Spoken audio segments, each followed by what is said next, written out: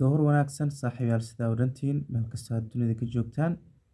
Usbuucan waxaan aragnaa usbuucii inuu yahay kooxihii waaweynaa ee bareja la gelinayo amaba laga badinayo. Marka wax walba cashara laga bartaa. Shalay waxaa aragteen Arsenal oo awood leh, Ilaahay awood leh oo sanadkan ay aad u kacsan tahay.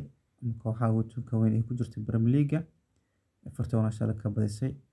Waa arkayseen marka wax walba waxaa loogu talagalay inaad cashar ka barato aad ku qanacdo. Waxaan sidoodaba inayba horta nasiib yihiin oo kooxaha weyn naftirkooda la garaaci karaa ama laga badi karaa ay qayb ka tahay inaad ka barato. Marka tan kale markasta waxaan idin dhahaa shaxda markay ku soo gaarto daawo inaad daawato waxay kaa saacidaysaa inaad fikirka ku biiriso. Marka saas oo kale waaye marka shaxda markay ku soo gaarto daawo. Maanta sidoo kale waxaa ciyaaraya Tottenham iyo Manchester City. Manchester City waxaa ka baqaaba in laga badsho. So Tottenham inta badan kulamada badana markii la qiimeeyo Tottenham kulamada iyo City soo ciyaareen badana waxaa badisay Tottenham soo badisay. Marka Tottenham hadda gurigeeda joogtaa City waxaa laga yaabaa inay barrage gasho ama hal gool ay ku badiso. Marka wax walba waa dhici karaan.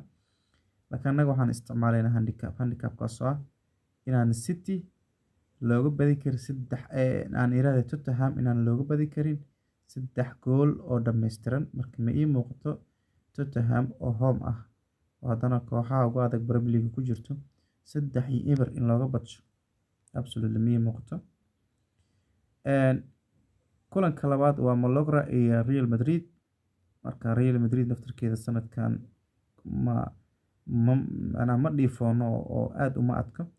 Marka wax walbana waa suurtagal. Marka Real Madrid way badi kartaa sidoo kale laga badi karaa laakiin waa koox awood leh saas awgeed marka waxaan u soo xulinaynaa Real Madrid inay bareja ama badis ay geli karto. Real Valladolid iyo Real Sociedad.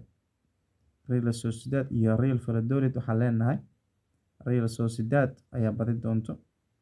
Real Valladolid in laga badinayo aan rajeynaa caawa. Marka sidoo kale kulanka kale wuxuu noqonayaa Barcelona iyo Sevilla.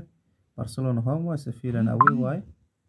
Marka Barcelona iyo nimankan Barcelona waa baaskeeda iyo weeraryahaanadeeda iyo oo ku kalsoonaa marka inay ka badi karto. Marka Barcelona waxaa u soo xulay badis. Marka hadday ku muuqanin inay badi karin double chance saaro.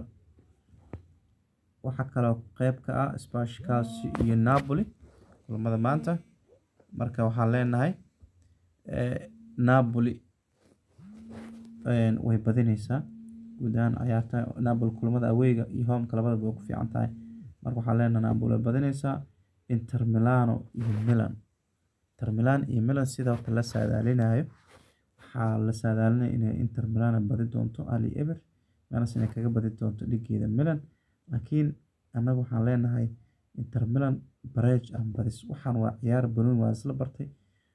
Labadan koox iska waa koox awood leh laakiin kooxihii yaryar oo hadba koox arkaysa $19 saaranta kooxna saaranta $19 saarneed.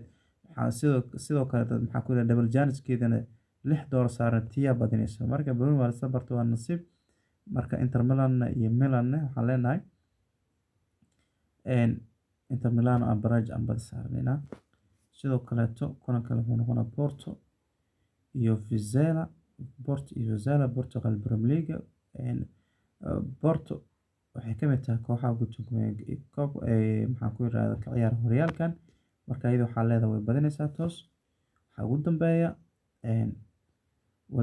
Wolfsburg iyo waa German Bundesliga kaga soo xalay Bayern Munich kulamada awayga naftirkeeda kuma wanaagsana xilmi way badisaa. Marka hadda cabsiyaab jirto. Marka hore waxaan way badinaysaa haddana waa ka laabtay double chance aan saaray.